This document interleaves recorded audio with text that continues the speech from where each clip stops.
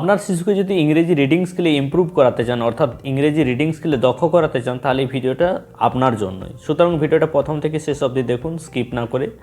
একটা শিশুকে যখন ইংরেজিতে দক্ষ করে তুলবেন, তখন ফার্স্ট যে কাজটা হবে, ইংরেজি শেখার ফার্স্ট যে কাজটা হবে, তাকে অ্যালফাবেটের সাথে পরিচয় করানো, অর্থাৎ অ্যালফাবেট শেখানো। ইংরেজিতে 26টি লেটার আছে, এই 26টি লেটারকে একসাথে অ্যালফাবেট বলা হয়। ওকে, তো এই অ্যালফাবেটের আন্ডারে যে লেটারগুলো আছে তাদের সঠিক নেম, অর্থাৎ লেটার নেম এবং সাউন্ড দুটো একই সাথে তাদেরকে সাইমালটেনাসলি শেখাতে হবে। ওকে, ঠিক আছে। ঠিক এইভাবে, যেমন এটা হচ্ছে লেটার নেম, এইটা হচ্ছে লেটার নেম, আর এই এর সাউন্ড হচ্ছে অ্যা। ঠিক একইভাবে বিটা হচ্ছে লেটার নেম, বি এর সাউন্ড ব। সি লেটার নেম, সি এর সাউন্ড খ। ডি ড। ই এ। এফ ফ। জি গ। এইচ হ। I E. জে জ, অর্থাৎ বর্গীয় জয়ের মতো। কে খ। এল ল। এম ম।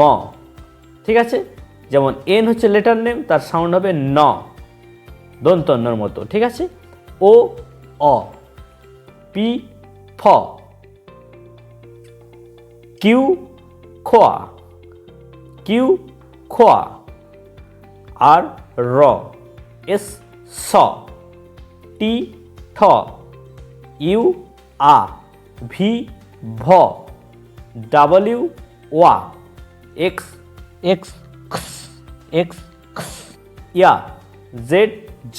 ঠিক আছে, এইভাবে আপনাদেরকে শেখাতে হবে বাচ্চাদেরকে লেটার নেম, সাথে লেটারটা যেই রকম সাউন্ড দিচ্ছে সেই সাউন্ডগুলো। ওকে, যদিও ভাওয়েল এখানে 5টা আছে, এ ই আই ও ইউ, এই 5টা ভাওয়েল একের অধিক সাউন্ড দেয়, অর্থাৎ মাল্টিপল সাউন্ড দেয়। সেই শর্ট সাউন্ড, লং সাউন্ড, সেটার ভিডিও নেক্সট ক্লাসে দেখিয়ে দেওয়া হবে। ওকে, আপাতত এইভাবে বাচ্চাদেরকে অ্যালফাবেটগুলোর সাথে পরিচয় করান।